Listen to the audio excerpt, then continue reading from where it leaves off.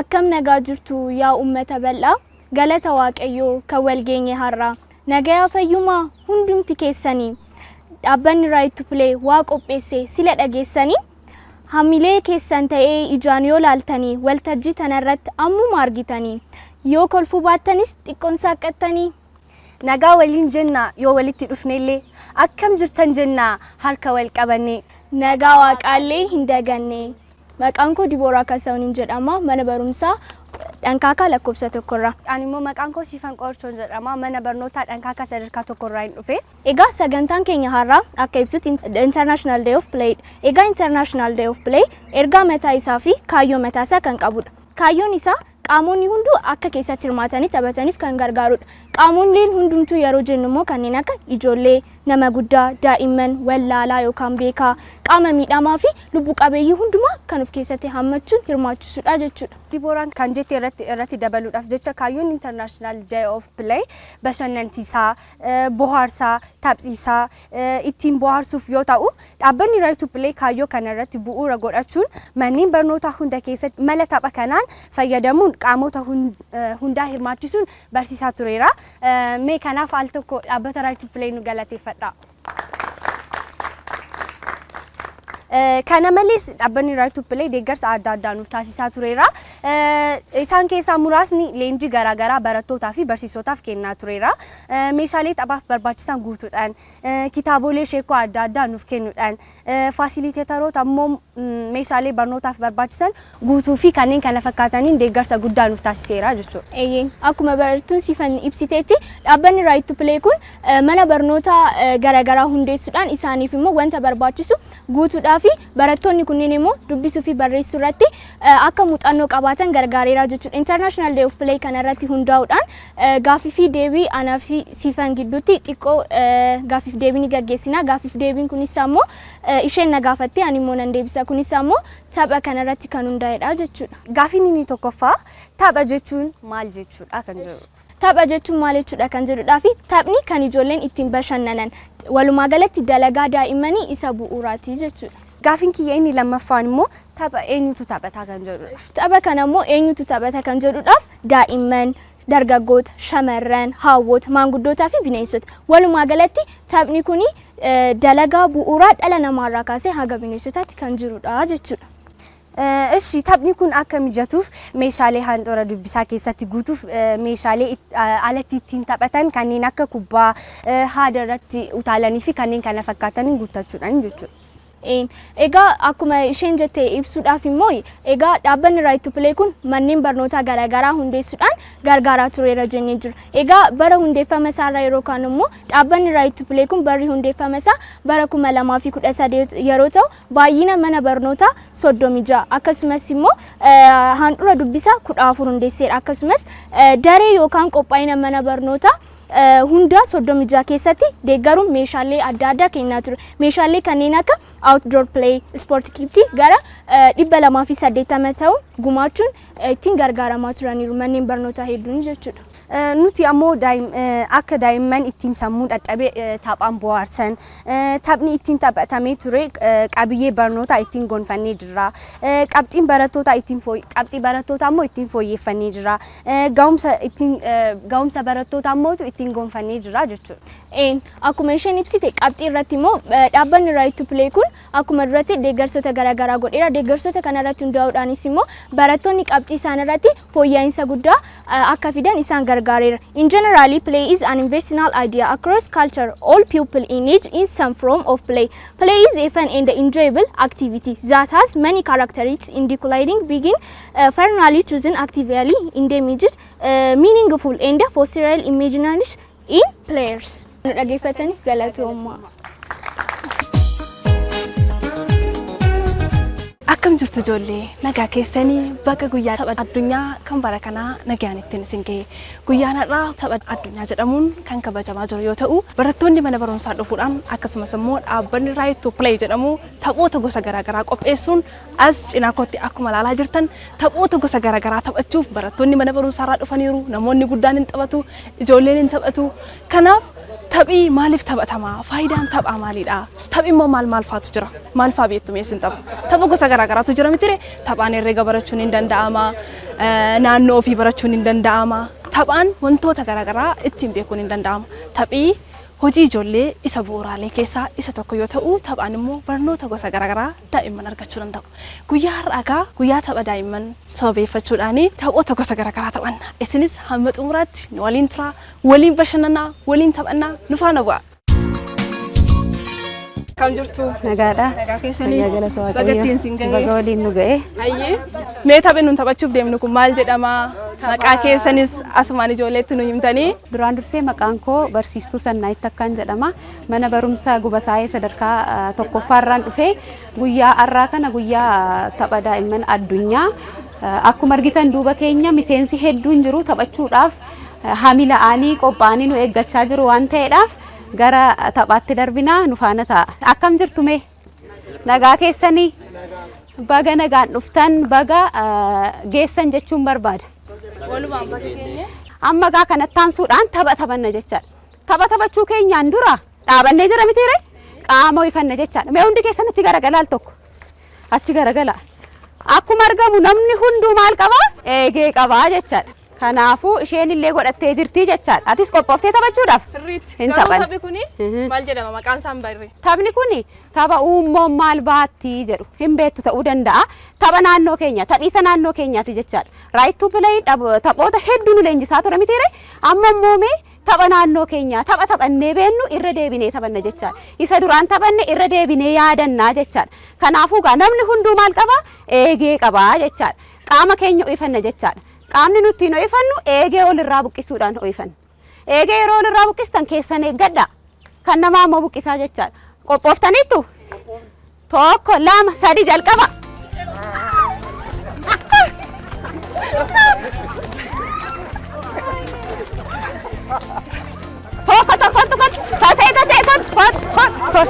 Moatam. Nakam qabasin qaba warra kootu kasam. Dhaabat. Gidduu dhaabadha. Kootu. Sirraa buqqee bitire. Dhaabadha gidduu dhaabat. Kootu sirraa buqqee waan ta'eef hin taphatu. Dhaabat. Seenaa keessa. Deebi'aa bakka keessanii. Amma gaa maalidha? Qaama ho'ifannee jira. Qaama ho'ifannaa keessa garuu mo'ataa fi mo'atamaa jira. Mee eenyutu eegee meeqa buqqifate? Meeqa buqqifate? Tokko, lama, sadi, afur, shan. Shan buqqifate. Mee namni ja'a buqqifate jira? Namni ja'a buqqifate. Kanaafuu tokkoffaan eenyudha jechaadha? Taakkee aamilee kenninaaf. Aamilee isa kamiinaa kenninuuf? Jaalalaa kenninuufi? Kennuudhaaf qophaa'a. Aamilee jaalalaa kenninaaf jecha. Qophooftanii tokko, lama, sadi.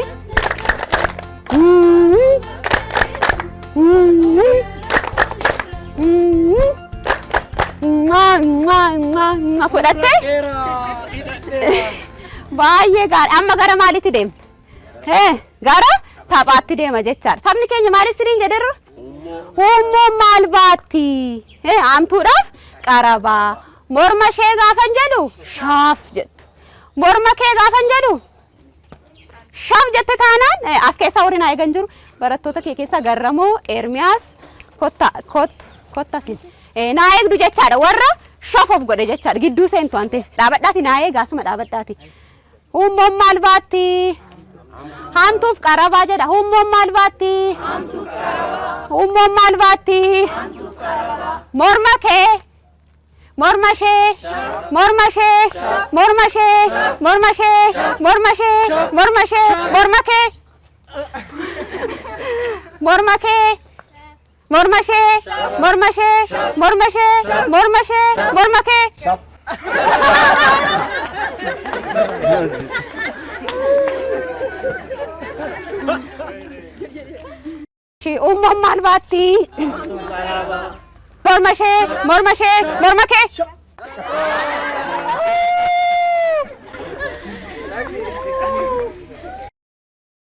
Uummoon maal baatti? Morma kee. Uummoon maal baatti? Morma kee. Koot. Eesh uumam maal baatti? Morma kee. Morma ishee. Morma ishee. Morma ishee. Morma ishee. Morma ishee. Morma kee. Morma ishee. Morma ishee. Morma ishee. Morma ishee. Morma kee. Hunduu qabata. Eesh uumam maal baatti? Morma ishee. Morma ishee. Morma ishee. Morma kee. Miilaan jedheeran. Sochoora miti? Badhaasaan socho'eera ta'e. Uumam maal baatti? Morma kee. Morma ishee. Morma ishee. Morma ishee. Morma ishee. Morma ishee. Morma kee. Morma ishee. Morma ishee. Jennee haala kanaan taphannaa jechaadha. Jaallattanii tapha kana? Jaallanne. Tapha kan taphatu jenna. Daa'ima miti, daa'ima qofa miti, barataa qofa miti, dargaggeessa, dargaggeettii, jaarsa, jaartii isaan kanan filatu jechaadha. Namni hunduu maal godha jechaadha? Ni taphata jechaadha. Kanaafuu tapha kanatti gammaddaniitu mitiire? Eeyyeen kaayyoon tapha kanaa ammam waa hubachuu dandeenya yookaan immoo ammam waa xiinxaluu dandeenya kan jedhudha jechaadha. Kaayyoon tapha kanaa kan inni nu agarsiisu jechaadha. Hamma gaaffiin sin gaafadha. Sin gaafadhu? Gaaffiin jaalattu? Nama meeqan mo'ame walii gala? Nama meeqan mo'ame? Kunoo losaan kanallee dabaladha. Nama meeqan mo'ame? 5. Amma immoo ofii kiyyaan gaaffii biraa sin gaafadha. Mee tapharra taphattan kan argitaniittu miti? Taphattaniittu miti? Tapha kana fakkaatu taphattanii beektu. Taphattanii beektu mee tapha kana fakkaatu? Taphattanii beektu harka baasuun naa deebisaa gaa maqaan sinnaa caaltu taphattee beekta? Goobas barattuu qaxalee. Haa ta'u? Taphatteen beekta. Beekta? Mee maal fa'aa taphatta? Maaliif daftee maaliif miila kee ol kaaste? Ani miila kaasu malee afaan hin dubbanne. Miilaan fuutee of muruuf turte. Meegaa amma taphattan kanaa jiru. Galtanii gara manaatti eenyu fa'aa wajjin taphachuu barbaaddu? Eenyu fa'aa wajjin taphatu? Jaallattaniitu miti tapha kana? Eenyu fa'aa wajjin taphatu tapha kana mee eenyuun isaaniin hin gaafadha mee eenyu wajjin taphattu? Galtanii gara manaatti. Jaallattaniitu miti tapha kana? Baay'ee jaalladha. Eenyu wajjin taphattu mee? Ijoollee wajjiniin mana waajjira keessatti illee hojjettoota waajjira keenya wajjiniin sagantaa qabna. Torbee tokko keessatti sa'aatii tokkodhaaf yeroonuma diskashinii goonu sa'aatii muraasaadhaaf sa'aatii tokkodhaaf ni taphanna jechuudha. Kanaafuu akkuma nu bashannanaa barataa barsiifnu isinillee bashannanaa hojjettu jechaadha. Baay'ee gaarii. Natoo? Ani leelloo wajjin taphachuu barbaada. Leelloo wajjin galtee tapha kanatti nu agarsiisnee deebinee arguu qabna. Kanaafuu ijoollee taphni keenya irraa kana fakkaata. Haamilee walii kenninee gargar baana gaa. Haamilee laaf isa kana miti. Haamilee isa kamiin gargaraa baana? Abbaa meeqa? Abbaa 500 qophaa abbaa 500. 1 2 3 4 5 galatooma.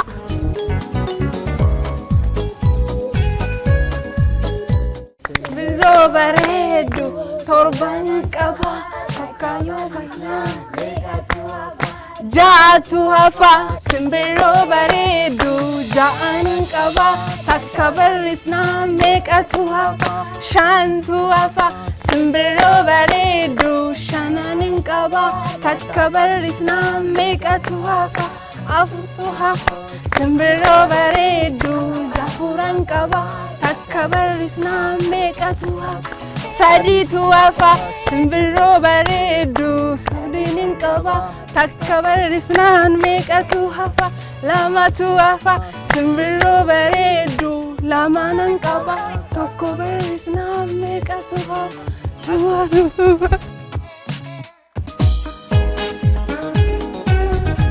Egaa ijoollee kaayyoon tapha kanaa immoo lakkoofsa barsiisuudha. Daa'imman bifa taphaatiin akkamitti lakkoofsa barachuu danda'u kan jedhu kan nu barsiisuudha. Torbarraa ka'ee meeqatu hafaa, tokkotu hafaa, lamatu hafaa, zeerootu hafa jedhamee haala kanaan taphaan herrega yookaan lakkoofsa ijoollee barsiisuudha kaayyoon isaa jechuudha. Ammallee itti fufnaa nu waliin bohaaraa, nu waliin tura. Qaama keenyaa oowwifannaa jechuudha. Taphisa taphachuudhaaf iddoo dhiphaatti bakka lafti bal'aan taanetti qaama keenya utuma baay'een fiigiin oomishachuu hin dandeenya moo hin dandeenyu? Hin dandeenya miti ree? Kanaaf amma iddoo dhiphaa kanatti qaama keessan oowwifattu jechuudha. gaafa qaama keessan uwwifattan maqaan xabisichaa eegee buqqisuudha. Eegee beektu miti ree? Eegee maali agartan beektu? Eegee harree. Kan harree. Kan fardaa. Kan fardaa. Kan loonii. Kanuu agartan beektu jechuudha. Kanaaf amma eegee qabnaa eegee walirraa buqqisnaa jechuudha. Kanaaf kaayyoon isaanichi guddaan maalidhaa? Xiyyeeffannoodhaan ofirra galagalaa kan sakaanii buqqifachuudha. Dandeettii xiyyeeffannoo keessanii gabbifachuudha innichi guddaan kaayyoon isaa. Dhageessanitti ijoollee? Kanaaf eegee keessan eeggachaa kan hiriyyaa keessan immoo buqqistuu jechuudha. Kanaaf mootaan eenyudha? Mo'ataa eenyudha? Kan buqqise. Kan baay'ee buqqifate mo'ataa ta'a jechuudha. Kanaaf booda eegee buqqifatan natti agarsiistu waan ta'eef taphisaa taphachuudhaa fi qophaa taphachuudhaa fi qophoofteetta harkaan hin qabiin kan. Harkaan qabuun hin danda'amu, guduunfuun hin danda'amu. Qophooftanii jalqaba.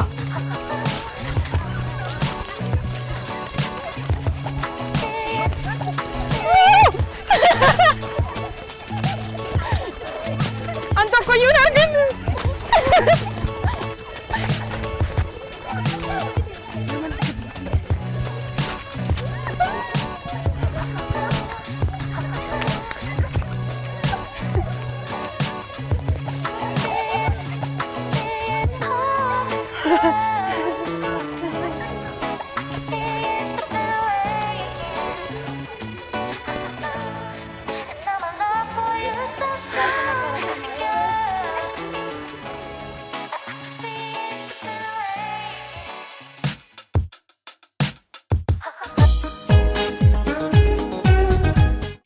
Dadhabdan ijoollee.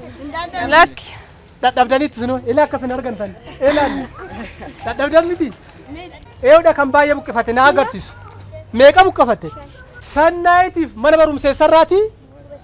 Mana barumsa Gubaasaa irraa sannaayitiif harka rukkutaafi. Akkas miti. Maal kennaaf ciraaroo rukkunnaaf. Ciraaroo. Ka sannaayit. Ittaanee namni sadii argate. Eewudha maqaan kee? Ermiyaas. Mana barumsa eessaati? Ammas Gubaasaa irraa Ermiyaasiif.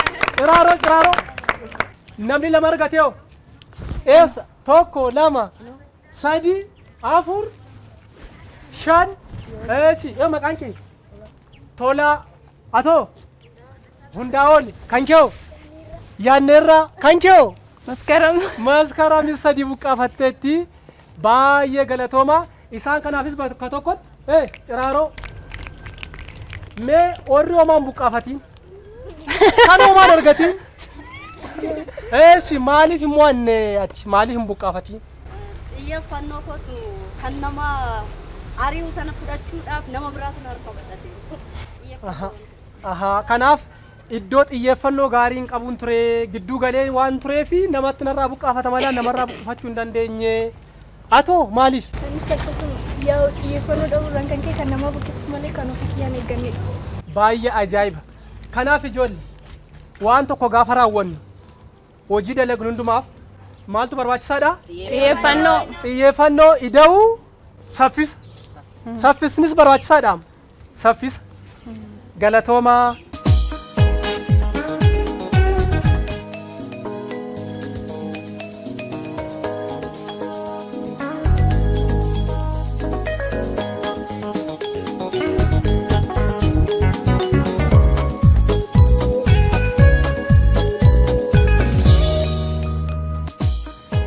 Anjalaan kenneeraaf innoo gubbaadhaan kennaaf jalaan ati immoo jalaan innichi taanoo itti laattee fudhattee dhufteetti amma gaafa dhuftuu buzeen maal gooti dhaggeeffadhaa karameellaa fudhatta sirraa tokko karameellaa fudhattee dabartee jechuudha.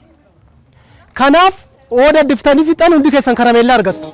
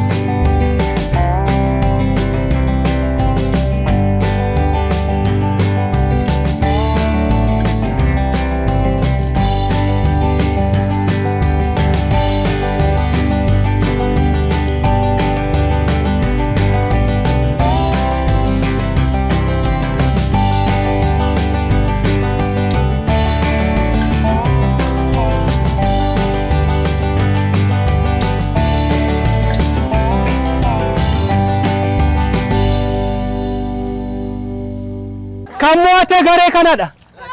Garee kana mo'ate. Akkam ture taphis eenyatti maa? Gaariidha. Kunoo baay'ee gaariidha. Garuu saffisa keenya dabaluu qabna. Xiyyeeffannoo faanu gaafata. Haa ta'u. Kanaaf taphisa keessatti tokkoon mo'ata tokkoon mo'ama. Kanuma jiruun hiree ijoollee. Innichi guddaan taphachuu ajajaa hordofanii taphisa taphachuudha. Kanaaf warri mo'amtanis warri mo'attanis hundumti keessan taphattaniitu. Hin taphanne? Kanaaf lamaan keessaniif iyyuu hamileen hin barbaachisaa. Hamilee waliin jenna akkas miti. Lama lamaan ishee kana.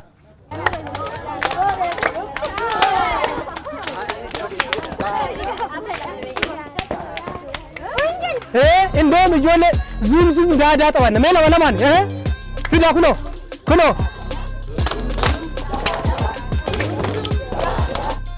Zoom daadaa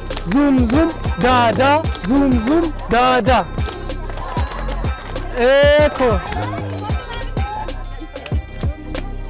Zaza dada.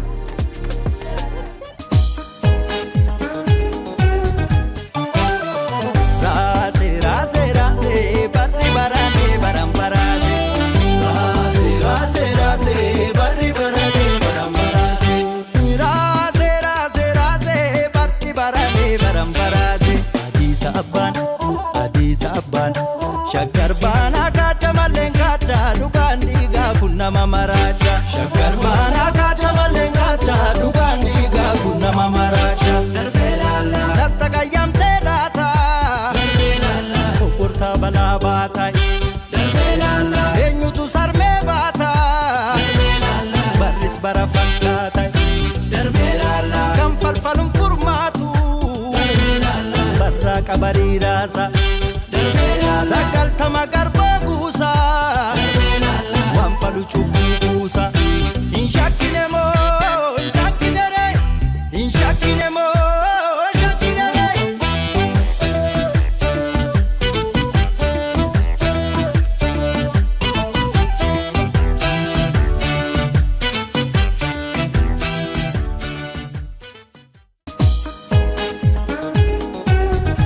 Bagana gaangeessan. Guyyaan har'aa kun guyyaa guddaati jechuun yeroo jalqabaatii fi guyyaan tapha yookiin international play day guyyaa tapha internationalii kan jedhamu kan kabajaa jirru gammachuu guddaatiin jechuudha. Guyyaan kun yeroo jalqabaa fi barana kan kabajamaa jiru. Kuni kan ta'e egaa akkuma beektan ijoolleen tapha taphachaa yeroo barnoota baratan barnoota jaalatu jechuudha. Gara barumsa deemuudhaaf kaka'umsa qabu jechuudha akkuma beektan. Kun faayidaan isa tokkoffaadha. Kan biraan guyyaa kana kan kabajnu awarenessiin akkasii kun akka babal'achaa deemuudhaaf. Barsiistonni barattoonni muraasa har'a as dhuftaniitu waajjira barnoota aanaa aadaa irraattis akkasumas waajjiroota kabiroo irraati miidiyaan OBN waan as kabaja kana waan kabajaa jirruuf kabiroonis namoonni kan biroon waajjiroonni kan biroon guyyaa ayyaana kana beekanii kaka'umsa akka qabaniif approachii kana akka babal'isaniif kakaasuudhaafi jechuudha. Irra deebi'uudhaan daa'imman martinuu bakka jirtanitti baga guyyaa tapha addunyaatiin isiniin ga'e isiniin jenna. Guyyaan har'aa jalqabuu irratti akkasinitti himne guyyaa tapha addunyaati. Guyyaa tapha kanammoo namoonni guddaanis daa'immanii bifa asitti ilaaltan kanaan waatar paarkii keessatti haala ajaa'ibsiisaa ta'een bashannanaa jiru. Egaa taphni faayidaa guddaa akka qabu jalqabuma irra isinitti himnee turre. Gosa taphaa keessaa inni kun immoo tapha ammayyaati. Bakka jirtanitti bagattiin isin ga'e isiniin jenna. Guyyaan guyyaa tapha addunyaati. Ayyaana gaarii isiniif haa ta'u taphni ammallee itti fufa nu waliin yeroo gaarii.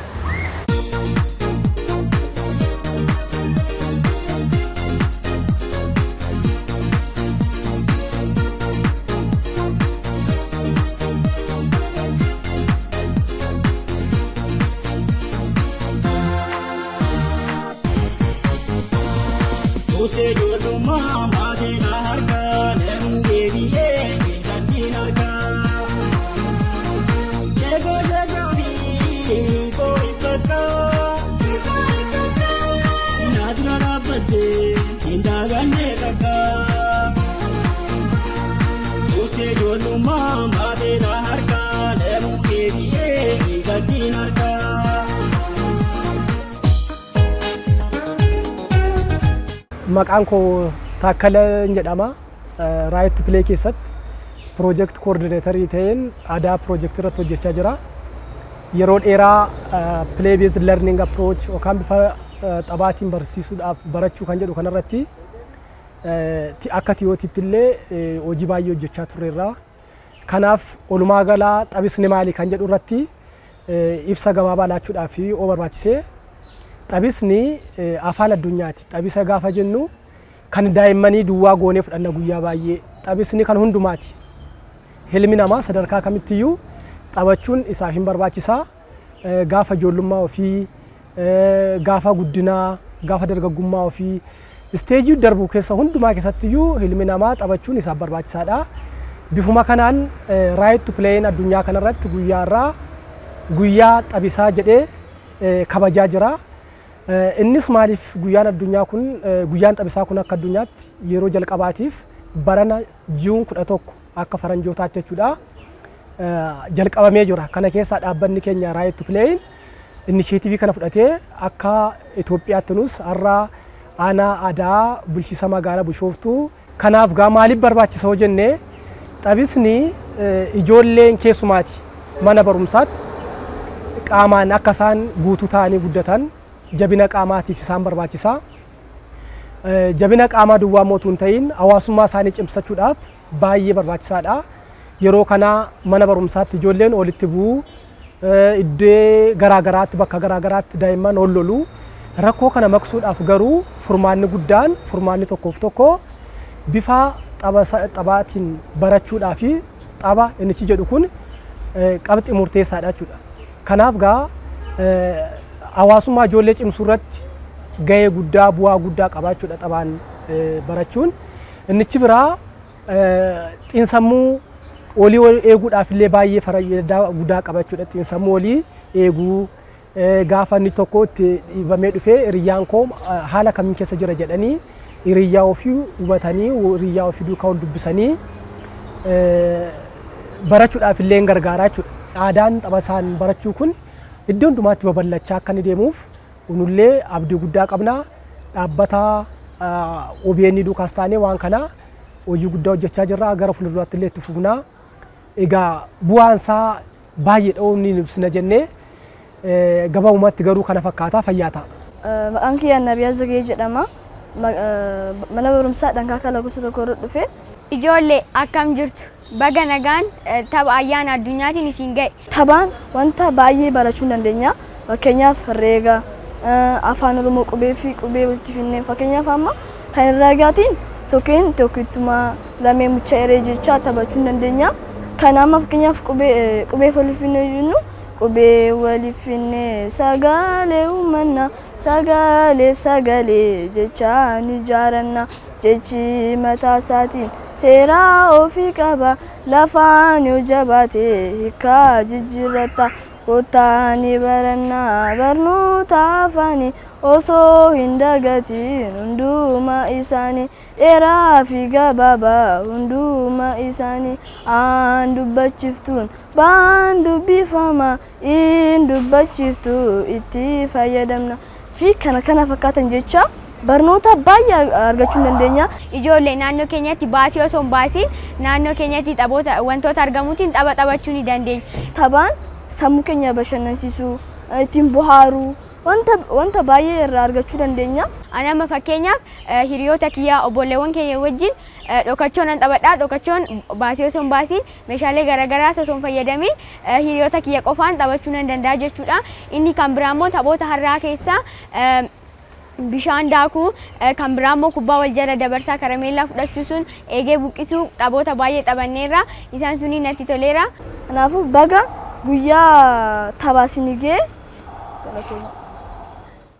Baga nagaan ayyaana tapha addunyaatiin isiniin ga'e. Tapha har'a taphadheetiin baay'ee gammadeera, baay'ee bohaa'eera, barnoota garaagaraa sirraa fudhatteera. Nagaatti ijoollee.